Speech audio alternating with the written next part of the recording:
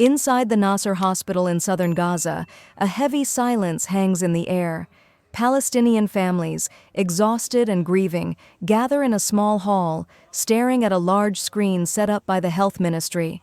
On that screen, difficult images flash by, bodies labeled only with numbers, faces marred by torture and burns, and no names to help guide the desperate search. Each family in Gaza is hoping for a sign, a detail, something that can help them identify loved ones among the bodies returned by Israel. Ahmad Dahir, the director of forensic medicine at Nasser Hospital, explains the painful process. Israel returned the remains of 120 Palestinians without names, only numbered codes. Forensic teams, with almost no laboratories or proper testing tools, are left to rely on basic visual methods: height, wounds, and any unique marks. For most families, the search for answers is a journey through heartbreak, as many faces are disfigured or unrecognizable. Akram al-Manasra, a Palestinian father, is one of many searching for closure. He lost both his sons, Abdullah and Khaled, during the war. When Israel began returning bodies, Akram rushed to the hospital clinging to hope. His face was disfigured by torture, but I recognized him from a mole near his nose and the shape of his teeth, he says quietly, describing how he identified one of his missing sons after months of agony. In the silent room, every parent shares a similar hope and dread. Due to the lack of scientific tools, the health ministry launched an online portal, posting censored images of the returned bodies with the utmost respect for privacy. Families in Gaza can look through these images, and if a possible match is found, the family is invited for in-person identification. The bodies not identified within 5 days are respectfully buried, each grave marked with a number for future tracing. Before the ceasefire, Israel held hundreds of Palestinian bodies in what are called cemeteries of numbers, unmarked burial sites with only a metal plate and number to identify each grave. A recent report says about 1,500 bodies from Gaza were being held at Sde Taman military base in southern Israel, and more than 735 were held in these cemeteries before the ceasefire deal. The recent agreement, brokered under a plan by U.S. President Donald Trump, saw the return of living Israeli hostages and the remains of 10 more in exchange for nearly 2,000 Palestinian prisoners. Yet, as the war's devastation comes into focus, the fate of Gaza's missing remains a wound that will take years to heal. Gaza authorities estimate that around 9,500 people remain missing, many likely still buried under the rubble, with their families waiting in agony for any word. The task is emotionally overwhelming. Parents in Gaza study the screen, hoping for a sign, while forensic doctors do what little they can to match bodies to the right families. Some families receive closure, while others continue to search for months, sometimes years. In many cases, the faces are too distorted to recognize, but loved ones find clues in a scar, a piece of clothing, or even the shape of a hand. As more bodies are returned without names, the community in Gaza grows more desperate for answers. For many, the process is the only way to reclaim a fragment of dignity after years of war, siege, and displacement. The Red Cross works alongside the health ministry, providing what support they can, but the scale of loss is almost impossible to measure.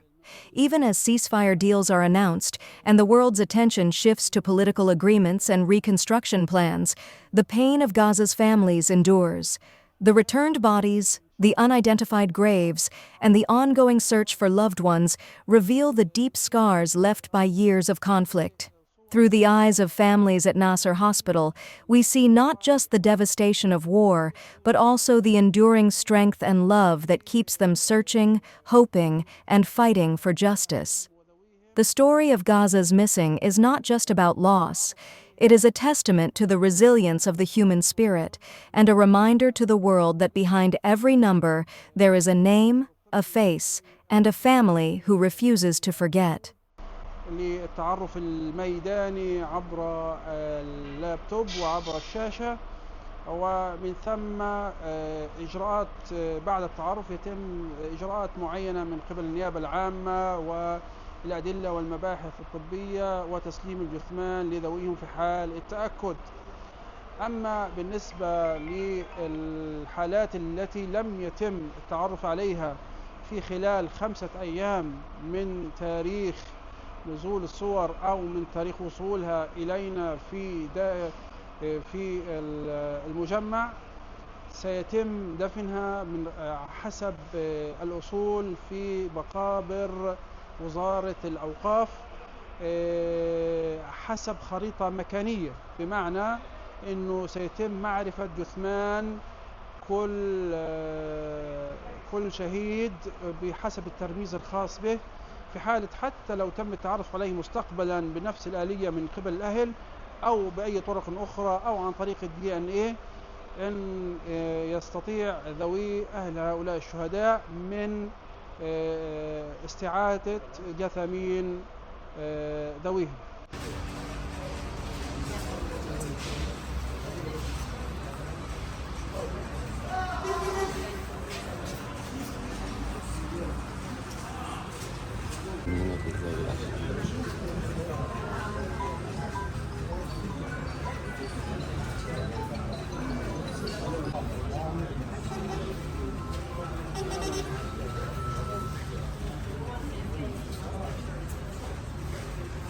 خلص من 12 عرض واصل هون.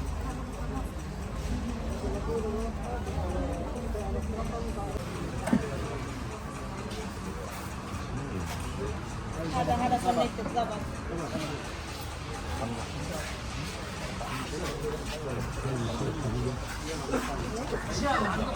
في يوم بقى ويسلم اللي قدام تركيب. خلينا نلبسوهم كان هن نفسهم.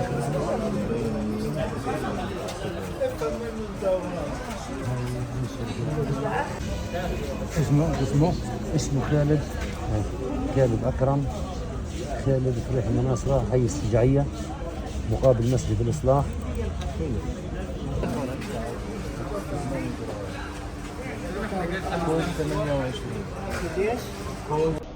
أنا فقدت 2 اللي هو عبد الله رحمة الله عليه وخالد رحمة الله عليهم، عندي 2 مصابين الحمد لله.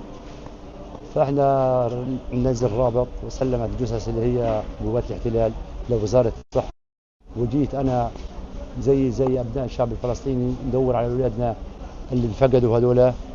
فبنقول ألف شكر لوزارة الصحة اللي بتساعد الناس وبتقف مع الناس اللي بتجيب جثمان من شهداء أولادنا من جوا من الداخل، من العدو الظالم المجرم الحاقد لا يرحم ولا شجر ولا بشر ولا حجر، قتل الأطفال الخدد ونزل أطوال الصواريخ على الأطفال، وهذا شعب أعزل وهذول أبرياء. فنقول ربنا يتقبل شهدائنا ويفك قيد أسرانا يا رب العالمين. جيت أنا أطلع على ابني اللي هو فقدته أنا يوم 7 أكتوبر، فطلعت على الشاشة في ملامح مش مبينة من الوجه عن التعذيب والعذاب لأنه عدو ظالم هذا، فاهم كيف؟ فاحنا كنا نقول يا رب الشهاده في سبيل الله احسن ما يقع بين ايديهم. فالحمد لله ربنا اكرمهم بالشهاده جميعا. فاحنا اللي عرفناه من الشام اللي في وجهه اللي عنده الخارو، وفي السمنين الفك اللي قدام من تفت امه.